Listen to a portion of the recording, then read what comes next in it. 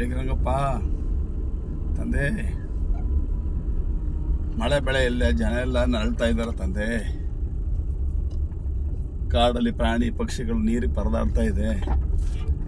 ನಿನ್ನ ದಯೆಯಿಂದ ಮಳೆ ಉಯ್ಸಪ್ಪ ಭಗವಂತ. ಬೆಳಗಿರಂಗಪ್ಪ